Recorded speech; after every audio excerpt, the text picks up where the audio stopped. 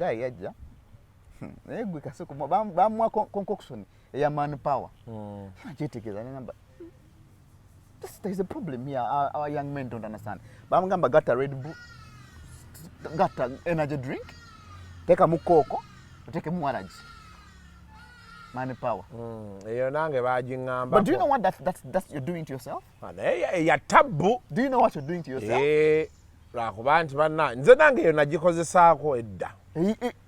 Energy drink koko waraji. That's a very dangerous combination. But the problem is the end result is going to be bad. So we have to... Combination is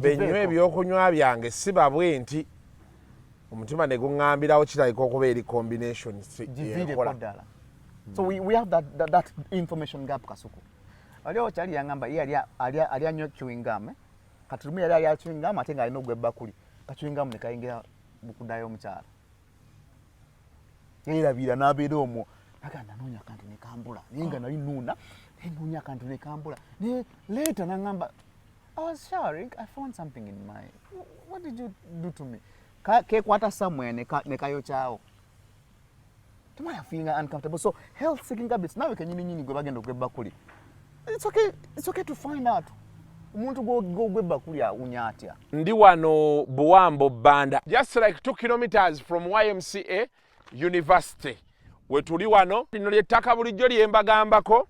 Say full acre here. Ploti ziri 8 buli ploti ya $3 wano.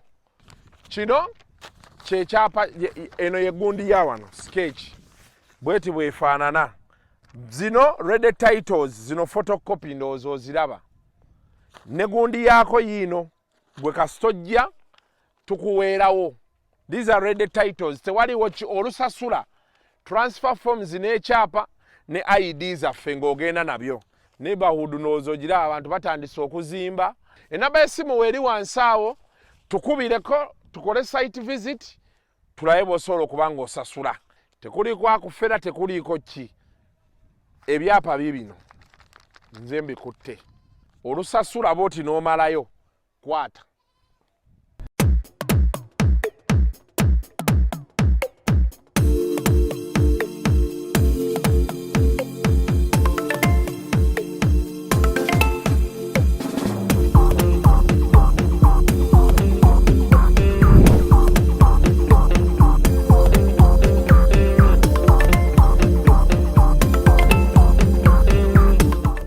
Welcome to yet another edition of Kasuku Live. It's a sweet Thursday. Beautiful. You know, it's Holy Thursday. Je tulimu wano. Wiki yaba Yuda. Eno wiki yaba Yuda. Abali ambanabo enkwe. Story sigitegeeranga bulungi. The whole story is confusing. Maybe tulis nange sa. We live for the moment. Exactly. So, yeah. Now, olunaku lwairo negatiddwako Brian Semanda. Abasinga gwe mmanyi Brands nakyo. He's a sex therapist. Owulira ebigambo ebyo ng'omanya bye tuzze okwogerako. Byansonga nkulu ate byabakulu. So, omwana oggyeewokko omuzze ku bbali. Ate nga byetaagisa. Yes, ate sembera oyige. Kuba bino ebintu ebisinga emirundi egisinga baŋŋamba Kasuku ebyo ebintu byoleeta ebyekisiru. Naye bw'omala osanga abantu amaka gafudde, abavubuka balina ssente zaabwe bakyabonaawona n'abawala olwa bintu ebyo.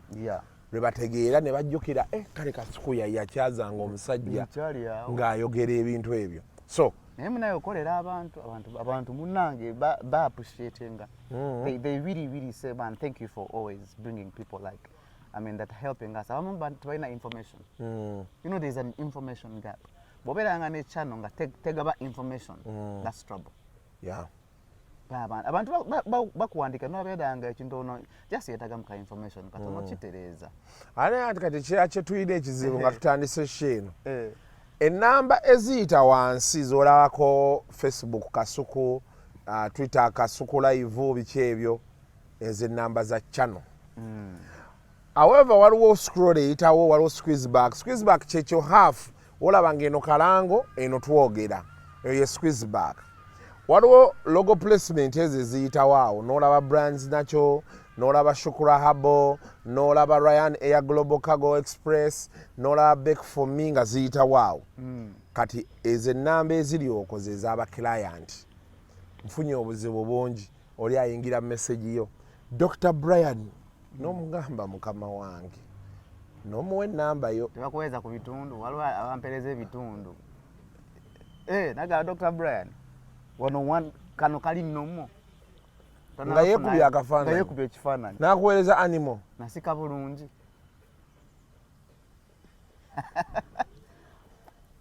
tebanakuweerezaako tebannaba ng'abakifunzizza mangu agakatira kano kannuma bakajjawo batya tayagala kusasula consultation n'agamba ettama lyange ettono lino ddene kiri nnomo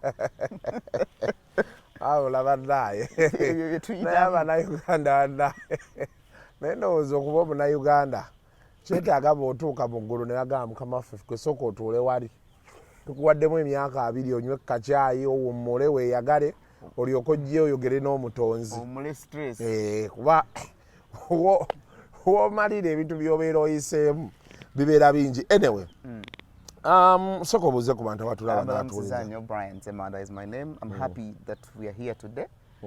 Okwogera ku nsonga ezibaluma because for us we are problem solvers and solving ebizibu by'abantu. So I'm happy to be here again. Thank you Kasuku for always having me here today. Yeah. We are going to rhyme in direction. Abantu balina ebizibu Kasuku. Abantu balina ebizibu. Olunaku olwaleero waliwo oyambuuziza ekibuuzo wano nga tetunagenda ku kiri. Halo Kasuku, nangamba ye Mukasa ali Kataawo. Thanks for the show. I'm asking masturbation kwa gye twasembayo leero tugenda kwogerako infections. Infections n'ebirwadde. And maybe what to call health seeking habits. Abantu tebamanyi kujjanjaba bintu byabwe tebamanyi kukaringa bulamu bwabwe. So we're going to rhyme in so that direction. But I just want us to first take this away. Yes. I'm asking about masturbation by just shaking the wire without using soap or oil. Okay, I've tried to imagine this, but it's not rhyming well in my head. I'm trying to picture what this guy is saying. But just shaking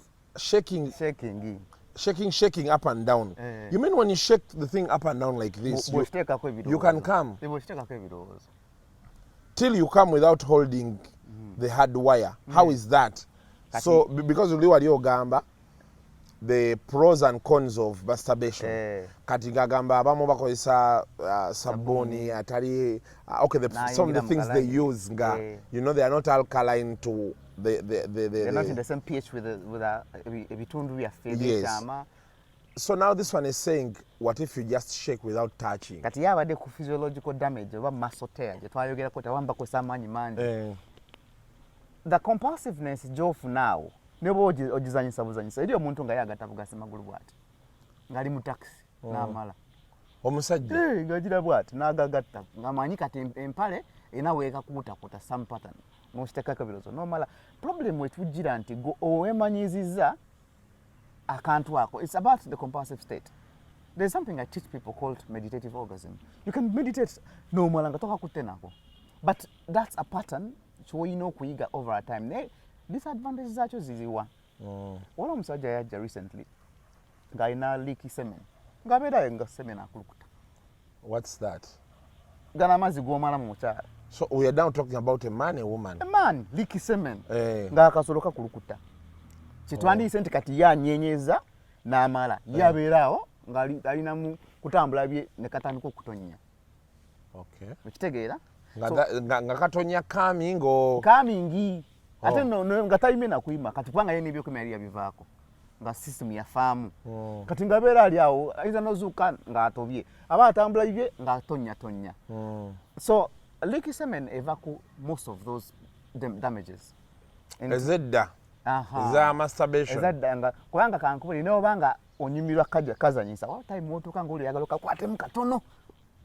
So the issue is not that what you're doing, but the consistency, the time span. Ostandika leero bw'okikolera bw'otyo emyezi 6 efuuka habit ntuyiza n'okuba olengedde gaalo ajja n'omala eri abakisinga n'amala just you kissing someone and you come because you've gotten your system used to easy go. okitegeera something easy kati ono bambi nambu ye yakozesanga masturbation ng'akuba n'akafaliso kati n'adamaginga ka system ke mu mpola mpola abeera atambula. Leaky semen happens because of how we play with our organs. Sometimes it could be ng'oluddewo okukwasaganya emaali gundi nejjula yo ne yeetoolako automatically naye ate bwe kifuka habit continuously ate no gayina n'omukyala ewaka bwe kifuka habit continuously nti otonnya there is a problem with your muscle. It has been damaged and your prostate is actually out of balance and shape. It can't hold semen ntindo kakati but functioning it's going on. So yabeera nga bekana kwatonya bambi. We had to do a lot of practice, Kegel exercise and jerking to strengthen the muscle. Well, the Kegel exercise will help you strengthen your prostate area or your P muscle. At mu gym, one of the exercises you must do after the drills, Kegel exercise. Kegel exercise ke kaliwa. Abamu tukakola nga tustamye. Ustamye ngoli kutotoza ngobera ng'okwata bwoti. Ng'afa siba omuka gw'ennyuma. Ola ngo gusiba bulime fuluma mu bantu ati obuli ku Kegel exercise okawulidde kati bw'okakola I can do 200 Kegels a day kati it becomes subconscious bunemba ntuddawo mbeera awo nenjikwatakwatamu nobanga agatta obubi nabwoti kati buli wokola bwoti your prostate is being worked out. Others also I can feel it because when you do like this the sac ebeera ng'emoving up kati ate bw'okikola with the mind osobola n'okuyima bw'okikola with the mind kati odde maze siina maanyi ate ayagala osobola okikola like that noyima mangu nga tebakutte nako. So the practice bayitabo Kegel kati abakyala bo bakakola kunyweza binywanga gundi atanywe bakakola but for us men we use it to hold semen.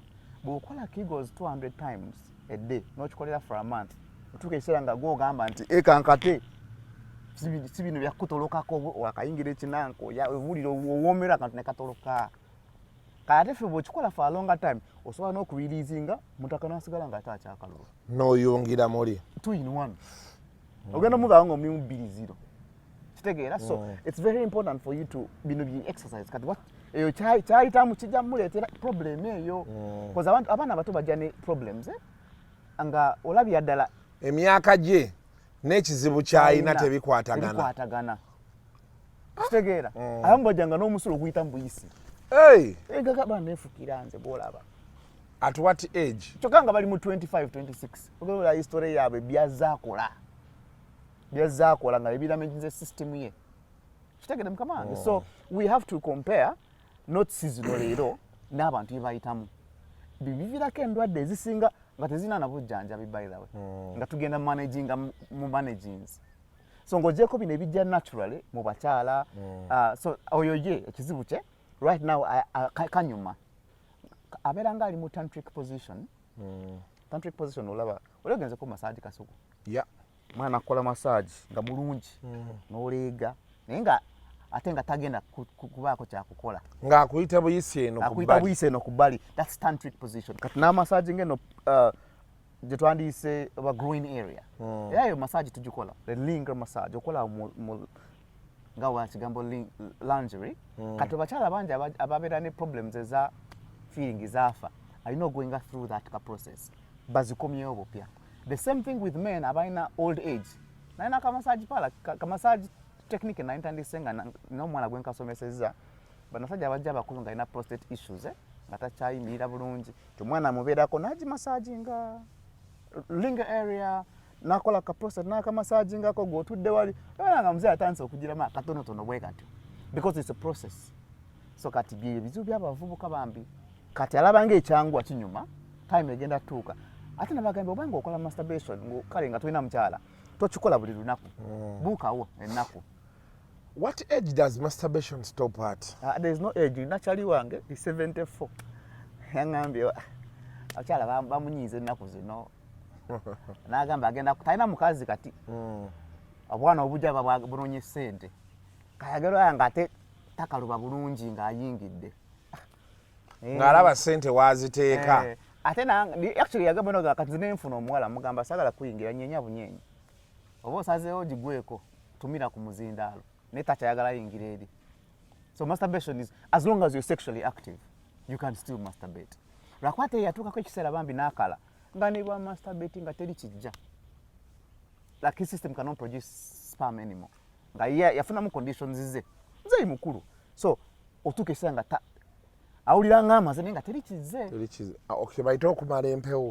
Kumala empewo. Kati ate ye yatuuka ekiseera nga takyakatuuka nakaaka ak'okunyumirwa. Asigala mu trance omwo paka omwana waako omukono ne gumuluma n'abivaako. Kitegedde. So buli kimu kirina challenge yakyo naye if you're doing it for fun, but if you're doing it for purpose, kasuku osobola okuba wakabi. Gwe papasinga nti kati ngenda masturbating eddakiika zange 3. Bwe kaba kajja, I take my breath work. I do my kegel. You're exercising. Bw'okimala. Bw'otuuka ate wali mu bya bulijjo okola practice eyo yennyini. Singa ng'oba ng'oli boxer natandika expiring in the air, n'oba ng'okuba oba punching bag, bw'otuuka ku muntu, it can be different because now ogenda funa resistance. Naye era the energy you've gathered and the speed of your jabs can help you in the action. The same thing with mu bino byaffe. Bw'otandika okikola over time, otuuka ekiseera kati wano ng'obadde mu air naye wano oli mu bbugumu ate. It might be you can hold it at least 15 minutes more. Yet here wadde okikola 30. That's the intention of masturbation. Ebino ebyokugyamu bujja wejjemu. It's the problem. Abaana baffe kye bakola kati oyo aba ayagala kwejjamu bwejja. There is no purpose for growth. Kati ne Kegel exercise endala gye bakola ebeera nga lunch obeera amagulu ogasitamidde ngwe nawe weesigamye. Totekako wano ka weight nokka n'oyambuka. Nokka n'oyambuka. Your weight ekumala. So it strengthens your core area.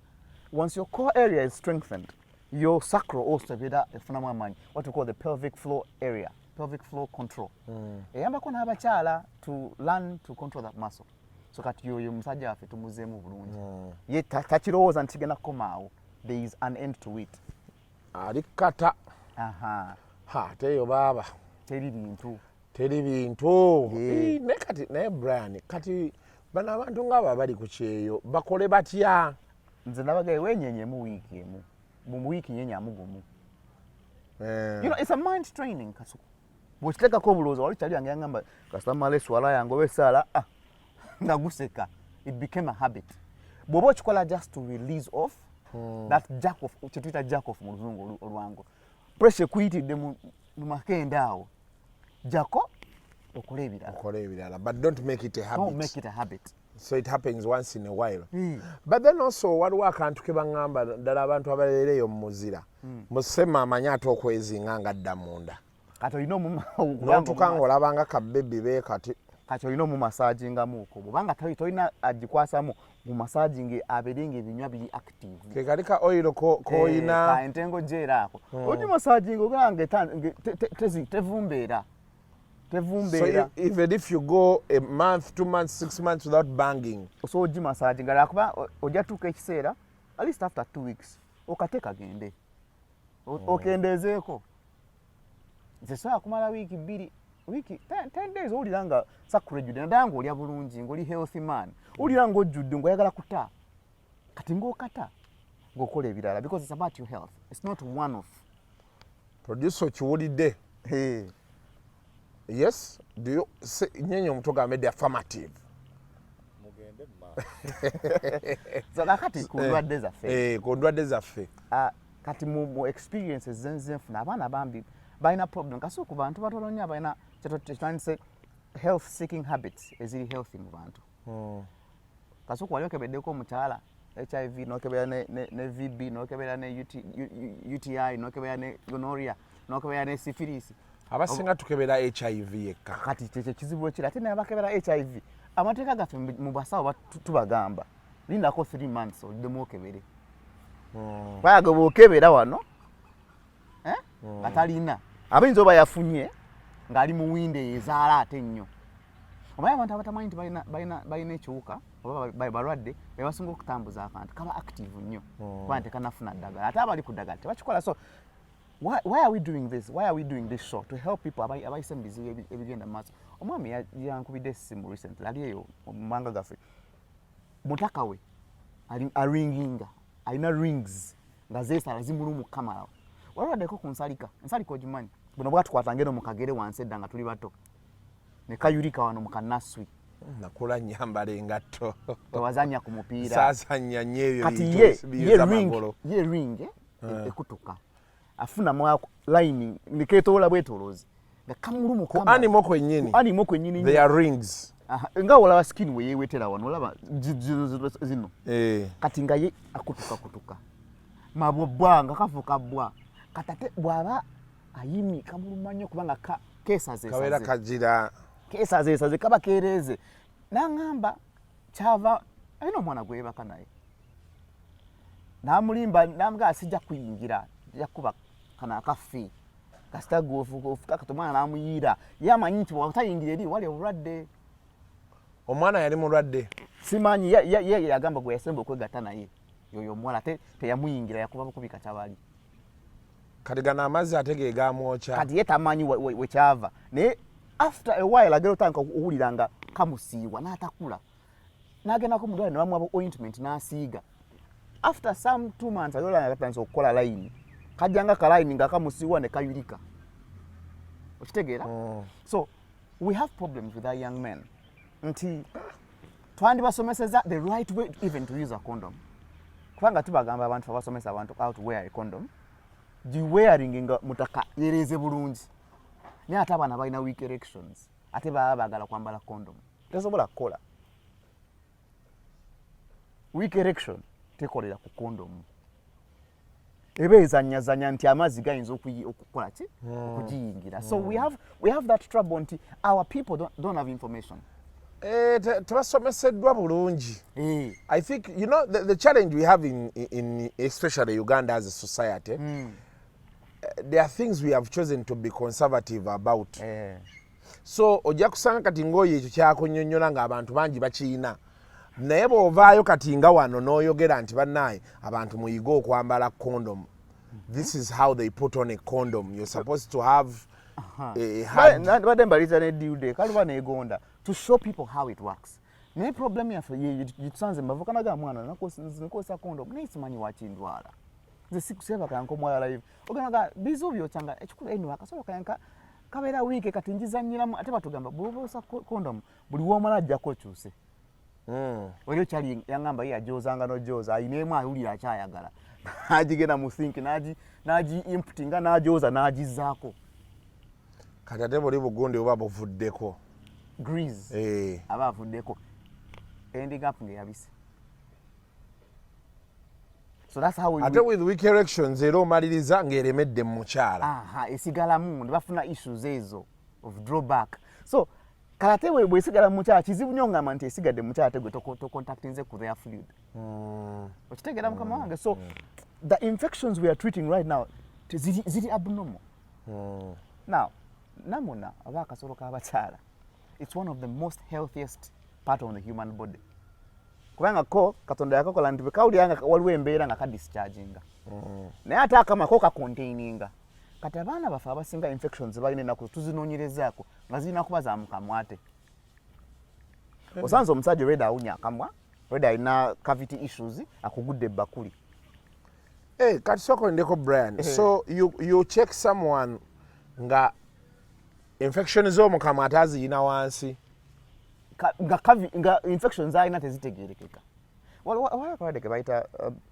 vaginismus these are different conditions that come over a time omwala yenga namuna yeggala kasalowooza ku sex yeggala nga tosobola muyingira okujjako ng'omutuze kati now they get painful ekyo nakyo kirwadde kireetebwa conditions ez'enjawulo a long time treatment of infections maybe some people have gone through rough sex some that have used wrong things there kati buli walowooza ku sex nga keggala afuna pain noba ng'olina otusolotono era awulira pain kati mu pain eyo bafuna bruises eyo namuna terina kuba nabbwa akasolo tekalina kuba mu mabwa oluusi men come with long nails n'agikwatamu nga enjala ze ziri flat bulungi n'agikwatamu n'agisala kati otandika okufuna those problems olwo omuwala yajja nze ndabira ddala omanyi obulinganga bu boils naye ate nga buli mu kasolo munda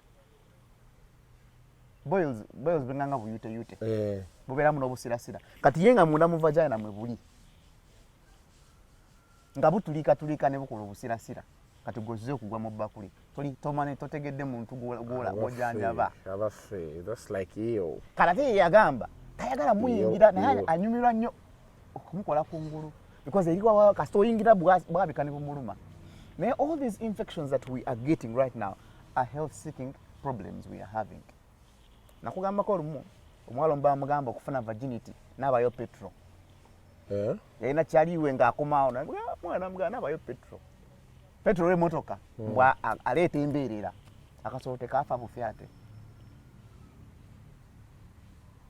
nakanka n'okubulidinga masira ko petrol ayokya walaba ayokyanga n'owulya nga zibabuka ate eri wali eri nedda olaba ayokya sisitemu ya mmotoka nesobola oproducinga energy otambule kati ate gwe gwekutteko nga toli mmotoka. That's why I said information is very key here. So abakyala baffe abasinga bajja bakugamba ebirwadde bye bayiseemu ng'olabye ddala it's just about habits. Gwe kasobola ng'olwadde infection more than 3 times continuously kati tulina kye tuyita self medication. Kasuko fena akasobola abakazi bajja nga akasobola tekawonya nga akasobola oli okaguddemu ako nkawulya nga tekawonya nga akasobola agamba I'm too clean bafuna bu itching awo nagenda n'afuna pessary mu ddwaliro n'ateekayo naku bidi Saturday ne itching nerekera awo naye batojanjabye by the way oba nti ogenda nga kufuna ddagala wundu n'ogidressinga budressinzi naye nga tofunye ka antibiotic oba ka tetanus shot or something like that. That's why tukola precautionary measures kasuku ebe kintu kikulumye oba ofunye cut bakuwa tetanus shot n'okamuka antibiotic to heal from within. Omuntu agisanga nga akusaze cut enene n'agamba ka treating n'agicoveringa aba adirinze na wano but the infection might continue inside. Ati abaana baffe basinga bajja nga kasolo tekawonya nga kasolo jukira fena ina kuwonya nga fene kasuku wale weddeko fene nga tawonya nga fene. Do you know what it feels? Okay, wale kufunyeko senyiga nga tawunyiza ng'olya buli tebiwooma kati abaana baffe bafunye infections for so long and they do wrong treatment habits. Afunya awo yakazibu n'agenda mu pharmacy n'amwaka ka pessary n'asonsekayo abawani babeera consistent to antibiotics zituuka ekiseera nga tezikyakola kati ffe tuba tujanjaba infections. I treat infections with shrewd mechanisms by the way. Gasooka ogyemu empale toddamu kwambala mpale giveeko okumala ebbanga giveeko omukazi n'ayera ng'atambula tali mu mpale ffe ne tulowooza omwana atulagako eno twesetting tujanjaba infection kumbe infection ekitegeeza should we take it nti bano abawala abasinga be tulaba mu bidongo abatambala mpale obusolo babulamu bambi oluusi kalina okubreathinga mbadde manyi infection nga go wamugamba tojambala batreatinga but also kuba infection eri mu ndongo awo also ekiwunyowunyo nokwata mu kantu k'omwana nga kawunya tategerekeka kawunya ng'ekyenyanja ekivunzevunze. Those are all troubles we are dealing with. Kati kyali yajja n'angamba Brian nateeka olugalo lwange na fingering omukazi just nga obyogedde mu ndongo twali mu kabaala ne mu fingeringa naye tuuka ewaka ng'olugalo lwange lwefumbye. Yali shalom oyo simanyi olugalo nga lwefumba agamba gasooka wulira nga omanyi ofingarinza omuntu mu bbaala oplaninga muddamu naye tuuka ewaka nga olugalo lwefumbye lukyuse ne kkala lutanka omusiyirira Brian something might have happened there. Olugalo nakati lukyansiwa lutandise opiiringa after a few days. Just imagine singa yateekayo sema sema nengene. It was going to be a trouble. So we have to get careful with the things we are doing in our life. Abachala, there are simple ways to know what to balance your pH down there. You can choose to say ngenda kola kujamu empale bwobanga oyina bina dene nga tagali nyenye ofuna biker n'ojambala n'osalamu ekituli wakati so that if flowing kasuko omukazi bajjamu empale nga tetobye aba mulwadde erina okubanga etobye nga tetobye entuyo naye ng'etobye discharge. A discharge is a normal, is a clear one. Wala omwana yebambi alina discharge ye ngejanga mata bongo abaffe bongo nga kutuse maya mata agafudde baagala tunywesa mata efa. No, it's a yeast infection. No. Bwobanga treating infections osooka n'okyusa lifestyle.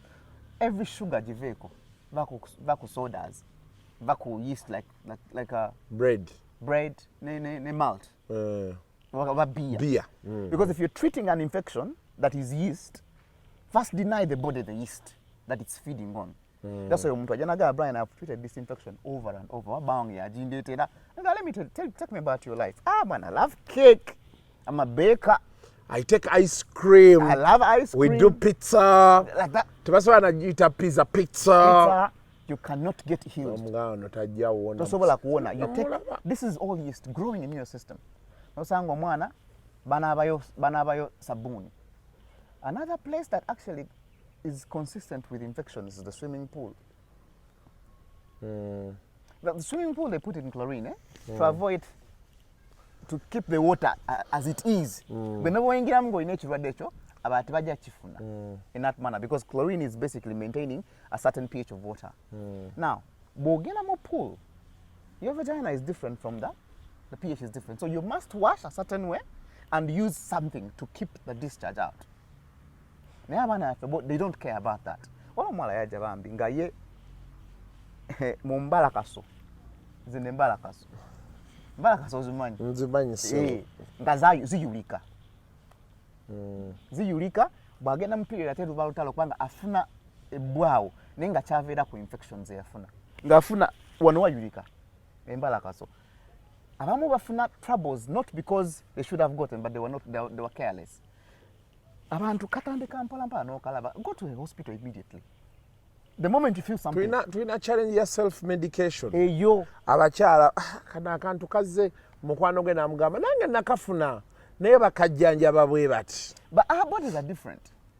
Our bodies react differently. Kati now oyo mchala ye ajanga ayulise wano yayika mu mbalakaso. Kasitogo omugeza ko mugazi ya mabwani no bali.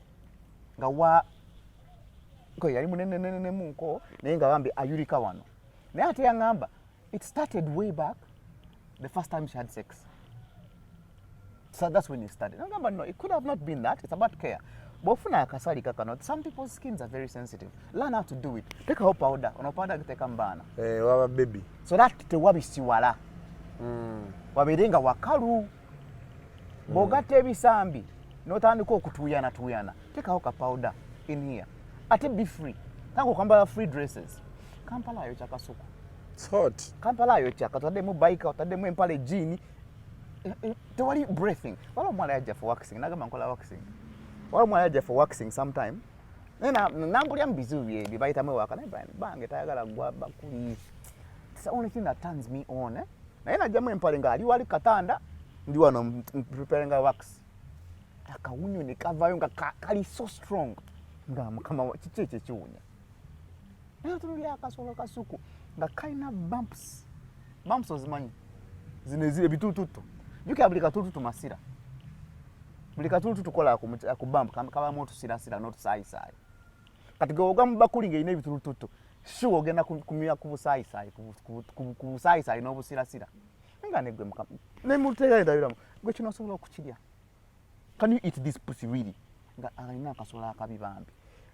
Kadugavu ekisukiride kaina bibumps kaina obwoyo obubi anti yaze ku waxinga na ata complaint baita gwabba kunanga naye uli yabuchunya ddala nemugoba kumpale nemwa ka product walo product winjo balage later ako steaminga. You need to steam once in a while to help you to discharge out stuff that you don't need in your body. Akasolo kano kakola self healing.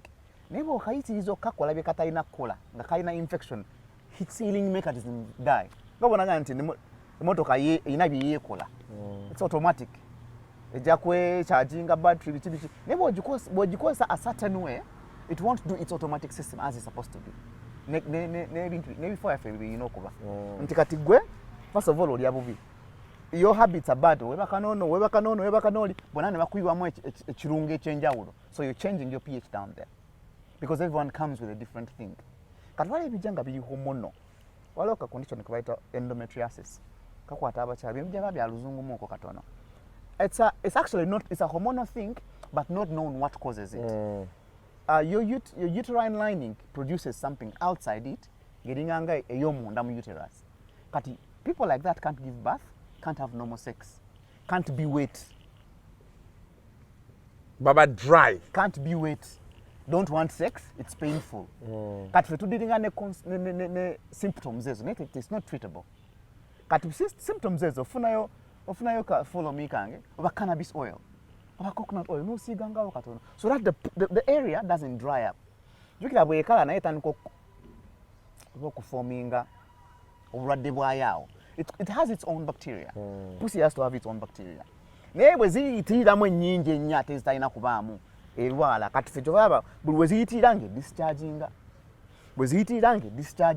that's its mechanism. Nti kati bino binsuseeko mufulume.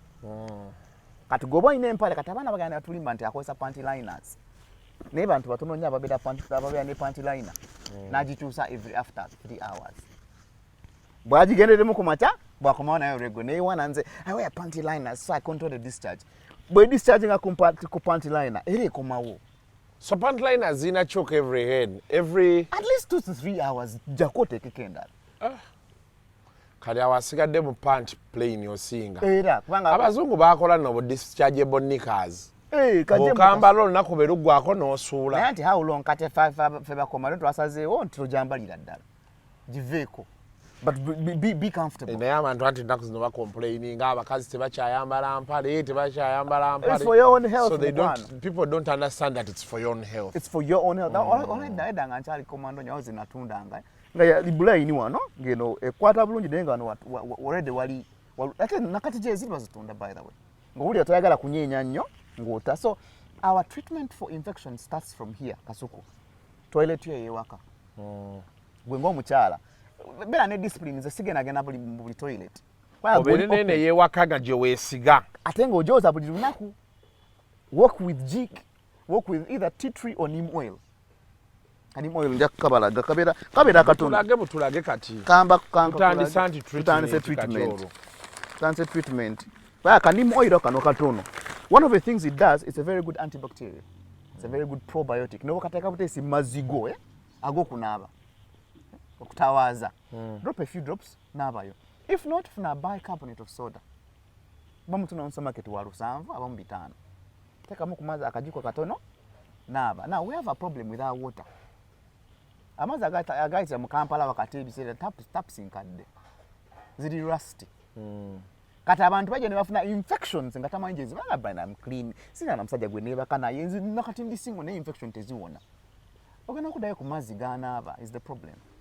Abamba ina tanks wa gwezo tanks nga zaatalaga nga zijjuddemu obucaafu kati gwe n'oleeta amazzi n'onaaba ekijanjalo basimba gafumba amazzi agagenda onaaba ebijanjalo gafumbe oba onaabire eddala agookya gwekimanyi wayo system gye bakola nti every after 6 months you have to wash your water heater gisumule yike rasta avuddemu ojooje. When was the last time you washed your water heater? Yeah? Kati kitegeeza amazzi bwe gava gafumbe ogateeka mu kadomola wali nga gannaku 2 zakunaaba kijanjalo. Then put in bicarbonate of soda to neutralize the pH of water, alkalize it. Awunaabe otandise okujjanjaba. Olaba problem gye tulina ne vagina z'abakyala abesinga ziringa bakuli, they are receptors, they are receivers. Bwagenda muto inafuka kutoiri lumansukira. That's why baziyimirako ne bazikunamako. Sanga omukazi ng'agifukidde yonna. Bw'otoyagala kola ekyo funa kajik tambula nako nga katono kali mu spray bottle. Flash spray nga jik awo bulungi. Otule ku toilet. Oba si oteeka mu tissue amala nga togenda funa flashbacks. Awo otandise okujjanjaba. Wala kyali waffe yajja ate yatulaba nako akasoko n'ajala Brian nye ekizibu. Nafuna kitwandisenga obusundo kuzubula kwonna. Naye ate buno obusundo tebukaluba bufumya amasirasira bufumya obuzizi buli kaseera. Naye bumusiwa esatanwe nga bwabutakula ate bufuuka mabwa. Era bwava ku ebyo byakwegadanga. Naye abaana mu nsi zino ezeeyo osanga omwana omu ng'asaavinga abantu nga 8. Okimanyi ekyo Kasuku? Nga waliwo akawala oba kali mu bed space naye nga bakyali nga 6 bonna bakakozesa. Kati ne jukirako ka receptor katekawo bakuli ne bayiwamu olunajja n'agenda. Jukira semeni w'abasajja mu bakyala amalamu ennaku nga 3. Si bakuteekamu bwe bati si nti yenna asigala waliwo agenda waliwo asigala mu canal n'abeera nga atambula mpola mpola. That's why bakwebangako naye ku makya olwego n'osigala ng'okyalina discharge eya semeni oyo avaayo. Kakati nono omulala najja n'akuteekamu omwana olunaku olwo n'abeera n'abasajja nga 4. kati gwasembayo ku kino manya olina kuchoyolayo ekyabali abasatu ekyabali abasoose because it's kyo kibakuli se receiver ne bwagamba nti agenda gikokola tagenda gikokola eggweyo kanala eri mpanvu ssebo okuva ku vagina vagina eri munda iterabika naye okuva kano ku vulva wayingira paka eno wakatugeze nga ku cervix waliwo almost 40 the centimeters kosi kyenda kiba kyetolola bwe kiti kyezinga nekyegera that's why ono bw'ate ayingira n'ono bw'ate ayingira si kyo kyeta bwesi ndi kati oyaze muwanvu twete oyaze mumpi tukome wano kati goteekamu semen that channel keeps on sipping through munda mu vagina mulinganga olaba jackfruit fena mumanyi bw'omufoldinga munda kati ayina ebyo ebintu ebyo ziyingira omwo ne zitanka okwekekakweka mulimu kyetuyita baffling glands zezireetera okubisiwala baffling glands zezireetera okubisiwala kati our problem with our people kiri kiba kisiipinze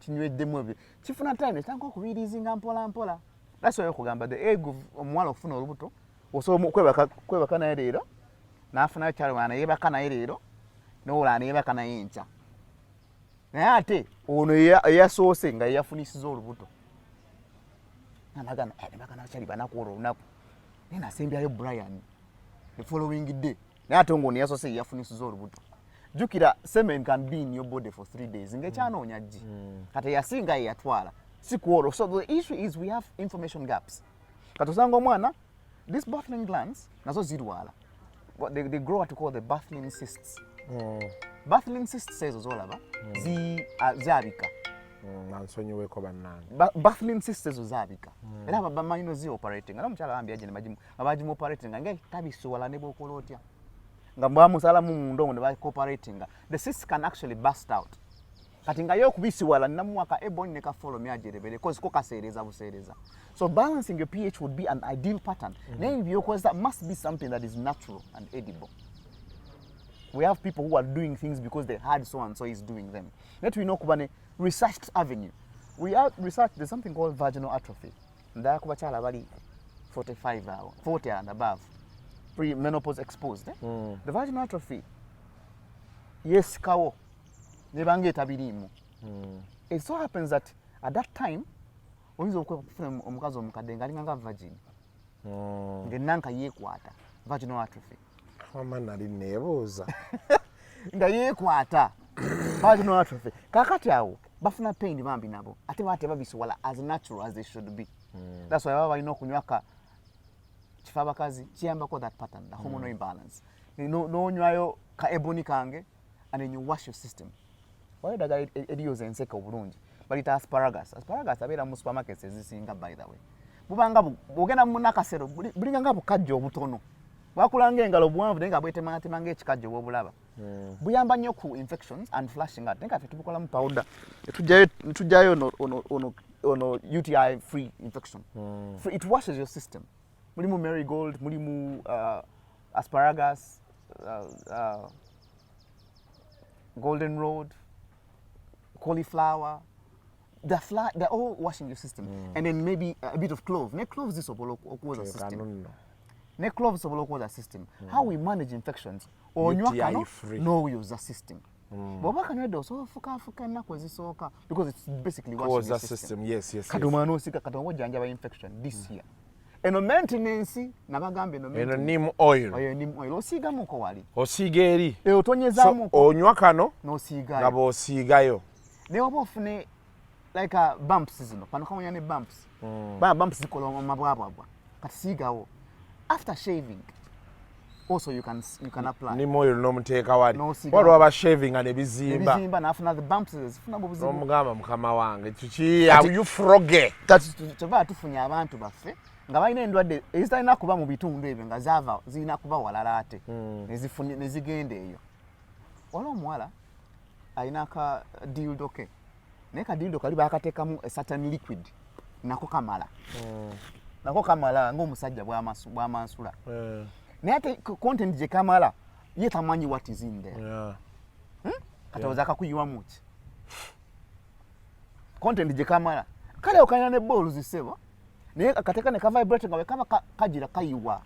Kati kyetuyita science has evolved and changed so many things. Wala omwana ajja n'aleetera ebintu mbiguza abantu naye mbigoba Okateka mu vagina, when a girl is coming, she will come cranberry. Glitter. Olanga ono glitter abana gebazanyisa. Oba choke. Never na. Kati ng'omwala akatekayo kalinga aka jelly bean, okateeka eri munda mu vagina ne kameltingira mbu eyo. Bw'oba omala, you come glitter. Kati ne kituyamba kiti ekyo. When you're coming, you smell cranberry. Ogenda okujjayo ng'oyina bu glitter kasolo. Glitter omanyi. Anabeta kuweza masa. Masa. Seye bw'aba akaminga glitter. Ngamba abo sijja butonza abantu bange. Nze ndi Brian's Naturals. Kati that's a problem. Kati ogenda okujjayo semanenge ng'aliko omumasamasati. Where is it going? Kasuku obagwe kati ogenze mu bakulu eyo jiguddemu erimu kali ka glitter ke batese. Ovuddeyo n'emimwa gimasamasa. Gimasamasa. So those are the things I want you to copy. Nenga tetsi birungi. What you can't eat, don't put it in the vagina. Kati ati awo bagenda kuteekangayo cucumber ate oba basobola omulya n'ebbiriŋŋanya. Babigula n'ebyonoona system. Nakugamba oli cucumber bamufuuyira eddagala. Kati gwe teeka abaana balina infection nga bagitracinze egaanyi what causes it. Because we have done food tugiteeka mu bitundu ebyekyama. Naye n'abasawo kati I think these days, and it's a fact, these days tulina nnyo infections oba sex related diseases as STIs. And the funny thing, they are treatable. They treat symptoms. Okitegeera. Okay, yeah, but at least you know there is relief or you know and all those things. But now the challenge, nina doctor gwe nali njogerako naye. Nangamba obuzibu bwe tuyina, and this one njagala kigamba basawo n'abantu kuba kati olaba abasenga aba bano bantunda ddagala oluusi nga terina researched. They are making a lot of money because they are saying things as is. Exactly. Okitegeera. Edda walingawo advert nga omusajja agenda ku dduuka ayagala kugula condom. Naye buli waba agenda okugula condom wali wajja mpaayo kino mpaayo kiri. Okitegeera. So the essence of the thing was nga baagala kujjamu bantu fear nti you can move to a shop, you tell someone I want a condom. Because okay, maybe at the time n'abantu baali ebya condom tebannabyagala nnyo biki. But today we walk to shops and you say mpa condom. N'agikuguza n'atagamba muganda wange. Okitegeera n'agamba kwata nga bwe bakuwa akagaati. Kati nze nagwe nagamba omuntu ayanga mutekeyo ka box awo nga kalina condom. Nze wenzija njirondewo ntekeyo sente ngende. So I think also our doctors abali mu medical practice and what omuntu olina okwogera naye. So many people are having infections in the mouth nga tezivudde wansi. Kati omuntu bw'oba mukola assessment mubuuze ogw'ebbakuli onuuna wano booti okitegeera. So that kikuyambako. Naye kati abantu baffe kati era ojja laba abali apana ebigambo mu bifunzeeko naye nga ate bye bikuluma. Waliwo omusajja yagamba mbu ye anyumira nnyo okkomba ebbina linuuna. Bwagwa ebbakuli n'ebbina ayagala linuunire ddala. N'abawala banuuna ebbina ly'abasajja tebamanyi scored reaming. Oyawuliddeko kati infection ezivaawo ogwoze manyi. Mpitirivu. Kati era nabakola both sides. Ng'ateeka eno mu kakutuli B, bw'amala okujja mu katuli B n'ateeka mu katuli A. Kati infection ya katuli A ndala nnyo, oba environment ya katuli A ndala nnyo, ne environment ya katuli B ndala nnyo. Ate ebintu ebyo amateeka tegabikkiriza naye tebawulira. So kati abaana balwali naga I don't care. Oli omwana yakolanga baali bakola threesome. Kati mu threesomes zaabwe actually baba foursome, one girl for 3 men. Omu ateeka mukamwa, ono ali mu katuli A, ono ali mu katuli B. Naye ate mu katuli A amaana avaayo n'ayambuka keno. Kati just imagine the flow, the changes. And that's why we do health-seeking habits that are going to help you. Obanga olina madamu kasuku ewaka, omumanyi ali clean, yeeyonja. You can choose, there's a technique I taught people how to do the right bakuli. Bakuli toginuuna. Bagikomba bukombi. Okukomba n'okunuuna waliwo enjawulo. Nje wambuulira. Okukomba kwe kuno n'oyisaako olulimi n'ogikuba. Okunuuna kwe kunuuna. Ate okunuuna tekunyuma nnyo, okukomba ate kwe kunyumira abakyala. Yisaako olulimi gikombe giyise, kuba oyisaako mimwe ogibwata. Naye nga leke kulukute okay kulukute naye abaana bagiwuuta nogiwuuta naye ate nga owuuse gy'omuntu gw'omiitinze leero kasuku tomumanyi bimufaako omumiitinze leero tomanyi bimufaako olyoka ogiwuuta. So that's why we have a problem. Okimanyi n'abakazi balina endwadde mu kamwa kati najja nakunuuna jukira akantu kaffe kano wadde katono kalinga luseke no amalusu ge gabaga kuyingira alina cavities alina dental problems kati awo oba oyingiza nofuna ekintu nga tomanyi what caused it. So the treatment becomes very troublesome for many doctors. Notanko gamba mvubuka bamukuba empiso 10 doctor namugoba nomugoba ni yanga nkubulira amazabula naye demo gwentwala yali muvuzi wa Uber batukeyo demo talina sente demo nangane ankuwe yamuja na kabala awo baka yemen pasha around there namukwasaganya naga saina ili kondo munakuba kitwe naye yafuna infection jata ye yaberanga nga amasira gakulukuta kyokana kwekyo kyo yaddayo wakana akola ne madamu yagambye yatuka isera nga madamu amujjamu akantu kalinga ebintu gabiringa akawunga nga yafuna akajiiko n'atanko biola nga bimuluma madamu. After a while kati yakolanga ngajinga ngajjayo yogurt nanka ya madamu nega doctor nfa ngenze buli wamu bankubye empiso namutreatinga nemuga soko lindeko kujene treatinga infection eyo differently. Approach ya bulijjo soko yali anyabi bia bingi soko chusa sugar madam mugambe netukola nkokola neem oil dispensation netukola ne discharge yokunywa bino that guy ne omusanga kati maine wakolera gamba oyo ye antongoza ndi musawo we. But the simple thing is bali bamukubye eddagala lingi yazunga buli wamu nenga approach je bakozesa but treating that ka symptom nga ya inzobera out of the brain ngata unya bobi bambi aunya because masida just imagine masida gakuvamu for a month. You know what that means? Ne yavamu obeyo nade wakana ako bakati ya wa madam. That's why we tell people over genze bweru yambala kubanga bo tayambala atogenda bonya omukazi abo kyosiga omukazi gwe kigenda ba kicho kya luberera. Look at men, for us we take long to notice kujange badde mbi gonorrhea manyi gonorrhea ya aluma byanjawulo kubanga owulirirawo nga pain kaze ochali yaje bambi nga alina mulesu bamuletera ku boda nga ali mulesu nga tayagala wa boda akuba akanya kugenda okujja ko nga gundi zubra ereze bweti nga ina pain tukola mu ka urethra piercing masia nega kutanga manji naye ye chamtwa ya 2 days only okufuna that reaction iri gonorrhea ali muzibu. So ideally we are treating people diseases as irimu recklessness osanga utya madamu tomumanyi and you go live atenga wamujeno wamatalinga omuje ku street omusanze mu bala kasuko abana bali careless. So that's why we're here to treat infections that we should actually avoid. Mwana yajanga friend yajanga consultant yajanga consultation nga Brian nzo olona kwenda bakoda abasajja 8 in one night yavanga mu bala eno nagenda mundala nga gwe mulimu gwakola nave mubala jazz jebuzibida yamupikiza jasulanga nabalanga the days we yabakanga nabasajja nga 8 nangamba the funny bit is if I was sick almost out of those 2 people used the condom. Nayari kizibu nokusula yatsa inagamba nga abasajja abasenga bagamba bobanga toyina si girlfriend wo mukubeka muto ddako complacency wejira we wano okuba leero enchana bagamba toyimanyidde nojjako era obanga omuntu tegusooka kasuku tosula naye bagende kubanga wosula naye wono muzija kugwawo atengo ochamse kusawa nga 10 mwezi ekyo toyina ogenda jijja oyagala kutandika bopya so those are the parameters we have.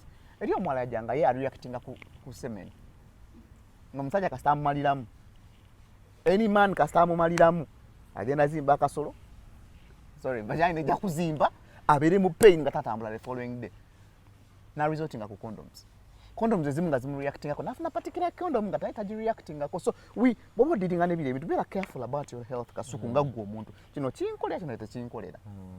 That's why we have all these issues. Kalo guy yajja egwe kasuku bamwa concoction eya manpower najetegeeza nengamba there is a problem here our young men don't understand bamugamba gatta Red Bull gatta energy drink teka mukoko uteke muwalaji manpower eyo nange bagiŋŋamba but do you know what that's you're doing to yourself ya tabbu do you know what you're doing to yourself lwakuba nti banna nze nange eyo nagikozesaako edda energy drink kooko walaji that's a very dangerous combination omwana abajja kuwulira but the problem is the end result is going to be bad ojja kulwala omutima so we era nze nange natandika owulira omubiri nga gunafuwa naye combination benywa ebyokunywa byange siba bwe nti omutima ne guŋŋambirawo kirabika okuba eri combination ddala so we have that information gap kasuku aliwo kyali yangamba ye ali anywa chewing gum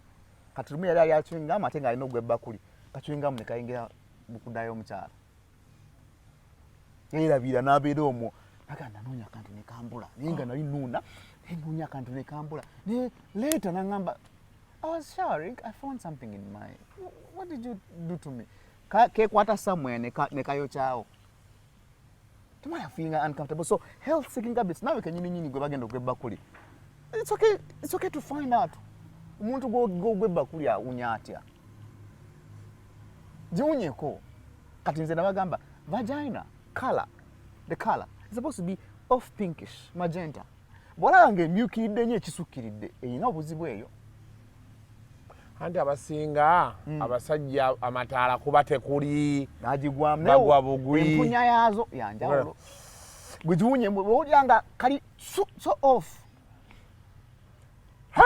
ate abasinga bagweba kuli kugibisiwaza bwosanga omuntu nga mukalu ekiyitiridde ennyo waliwo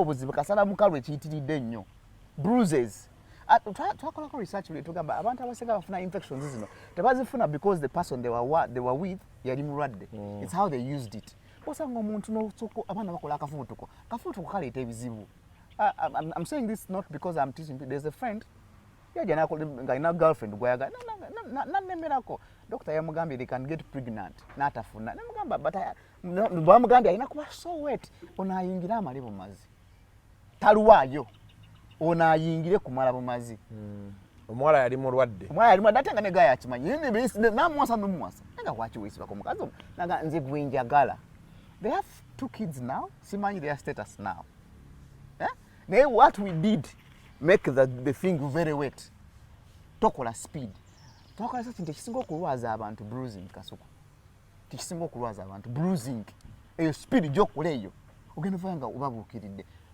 slowly you're damaging. So health seeking habits are supposed to be at your toe tips. No wo uliro fa kati abawala bakutulako bana bakola aka ride ayine ebyo ya bingi bisoka ne bikusala akananga ogenda oyingiranga part of your head has been bruised, you're picking an infection. Abamu bakola sex during their period, you're picking an infection. So kati ekitegeeza infection teziva ku bwenzi kuba abantu bazesibako nnyo nti obwo bwenzi yayenze how they care for themselves. So there are so many things that otugambye amazzi mugozeeko toyoza amazzi amazzi bafumba mafumbe you boil the water nogateka mu kadomola akali clean ngambye egozeeko gafumbe then if you want to make it better put in bicarbonate of soda mu mazzi amafumbe tulina ebizibu by'abasajja by'abakazi abagagga bano nateeka simanyi this gel mu bathtub n'asookinga awo waliwo problem awo sookinga era omusajja yatugambako yalina mukazi yali yamufuula having sex with his wife became a job kati nga asooka muveti nga did shower namusnifika kati lumu agamba baazunga ekiro stani namukwata obubo namuwerekerako namutwala wa maid era ava kula mawulire go nanga gamaza nti mukazi yamubuuziza nti did shower n'ava mu buliri yangamba natuko w'omwana oli muganda wange era bana badda mu soak bath simanyi bathtub biki kasolo kaba kafu yagwa mwana nga ali organic alinga nga yali amwetegekedde bina byetukola nga biri unnatural byono na kasolo everything unnatural, these soaps you're using steam simanyi bath, you're in a bathtub. Today I'm soaking for 2 hours. This is lemonade what? This is this. You're having issues down there. So for them they think akasolo butawunya it's cleanliness. Kasolo kalina okuwunya. Akasolo kalina okuwunya nga akasolo. Everything you do to change its natural order or normal flora has done trouble. Nakurairo brand you get kasolo. Hey, kaina unyanga kasolo. No mutwe gomponze. So that's how we're supposed to be doing kasoko. I am telling my young people today, if you're not sure about someone, tolumba. Eriyo busigns boso no muntu ngena ibump sebiti wekengere. Bawoza ina shaved nenzimba. Kakati gwa a shaving anozimba. Start doing some soko bireke bikule genda ku waxing. Funayo wala shave obubi buno oba single double blade busika obwoya manye bebe je bidda bolabe ekyeta bumps ebisinga is ku shaving afa tunuli ebya je bidda biba bidda wansi shaving ngodda wansi togenda sika nviri ezo buno bubisika that ingrown hair comes as a bump tunula je biraga that's what tukola waxing tula ebya je biraga ne tubyebasa no you wesiga cream ngedda nakati usika in that direction. So that's tofuna pull up. So that's how we get it. Bobango ojira nature. Funa enimu yafe. Bo shaving 3 days after shaving, siga we nimu buli lunaku. Enimu kunguru kuno. Lemon. Jisare mo jisiga 3 days consecutively. You want to get to that bump and itch. Well, it's younger bump no jitakula. And troubles come. Troubles start. No banga gweke nyini musajja mukulu. Era obo shavings na isiga wo. Twana asajja babiri na baba na wala mwala yanga Brian bange luwaye bakanange mfuno mabwakono gaya inebyo ya chali ya mulima nti bobo yagala okulabika nti mutaka munene kuze byoya bingi tosala byoya mutaka abuliro omutera mutage tamulaba nti mutono nnyo kati luwaye ngiro omukyala byoya bibi musala ku mimwa kujanaba namuna. So that's how we deal with it. Infections that are disturbing our people come because of how we are living our daily life. As simple as that. Anyway. So kakati gwenywaka kano ka steaming na remba ngabagamba. Boba ulianga zikutawanya nyechi to steaming abuli lunako. Because steaming kills all the good bacteria and the bad bacteria. How we create new bacteria. Bo steaming, this is missy care. We call it missy care. Kuka steaming steaming is chijanja. Missy care. Mainly after your period. It's very key for you to do that. Mainly after your period. So you steam like what? 3 days after your period? No, like after your period, like maybe two or days. I mean, because this is what happens. But again, a period, the iron flow, the pussy tastes metallic because of the iron that comes from the blood. Kati, about sis bath. Batekawo akantu we atnatekawo chikaftan chichide chinene na imira muka ne gwambuke nga wakole ebirala. Naye kati aba commando tekawo ka bucket teka amazi agocha nenga tegocha nnyo ezokocha ebichanja. Notekamu steam yaja ayimuka bomala kuva ku steam wo niyo ka steaming place wana bagala basobola kujja ne ba steaming ile wa bomala steaming create new bacteria. How do you create new bacteria? You either going to drink yogurt or often plain yogurt mukube yogurt on plain yogurt creates new bacteria. No problem ya plain yogurt ogenda muna abayo after like an hour abera uncomfortable because ejidebera nnyo ne kutama obasi tonofuna pure organic honey. Kati now ka product nkabaita vicham ko kalimu honey ne cannabis kati no sigayo katono. Honey makes your vaginal walls sweat quickly or makes your baffling glands to produce enough wetness kati abo creating a new bacteria. If not no siganga yo follow me nakugamba no follow me alinganga lip balm lunaku siga. It creates a very good balance. It's cannabis oil. Cannabis mu Uganda sikimanyi nyo saga chogera kinzo okusasamaza abantu, but it's very important to have a routine that you're going to follow on a regular. So mkaza diwa sembo ku ochikola anze nabona binengenda abana balabire bijanjalo kasuku jukira fa abasajja kati for sex pattern okuyamba ka abachala cause eri abafiro obufumbo for those reasons. For sex atugoba sex omubi atugoba kasuku mukazi tinobo mwagala nga kasolo kawunyawunya mnota duka kakalu kawunyawunya naye ngo mwagala huyinza okwesikamu. Yes, I had a testimony. This woman, she came nga bawe tachayagana kujja waka. Nejo yampeza message njojana jikulaga. Brian, thank you. Bagenda kumpasa gaya agenda kunyanjula. Nga kasolo kafa kakalu tekawulikikanga kasolo kachafu kali yao tekategene nga tukata. Have a regular pattern for your kasolo. Kasoko nawe kenyini oyizo okujeyo sema nenge nga musiufu. Mumasaje ngeuka oyirabirenga mupya. wala kuno ku line kuno ku head yaffe bwe kukala ennyo kufuna bwe kale nnyo ebeera rough gimassaging koneka oil oba n'ofunayo ka intengo gel n'ogimassaginga it looks fine to look at. Sex ali visual mtu atunulira akasolo nga kasiibusa kaliko evuvuvu anagamba ye mukama wa kiki ekyo kyetugendamu. So we have to do that, massaging ka oil ko enanke etunule bulungi. So for us to have a happy relationship, sex must be number one. Bwagana amaka gafa kati tukole ekijanjalo bawana bawala.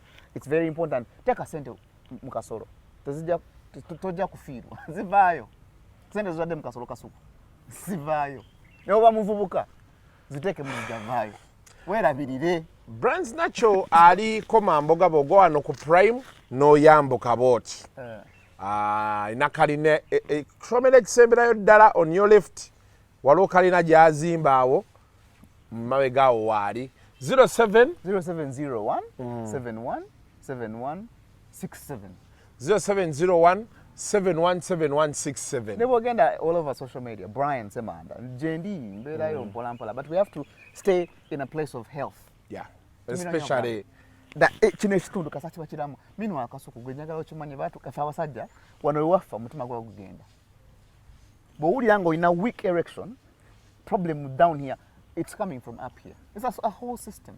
Omutima gunaatera omanya waliwo ekizibu kubanga omutima gwe gupampinga omusaayi kalate omusaayi guganya ogendawo tewajja tandika okwejjanjaba nga bukyali kino bwe kirwala manya there's a bigger problem that is ahead of you. Yeah.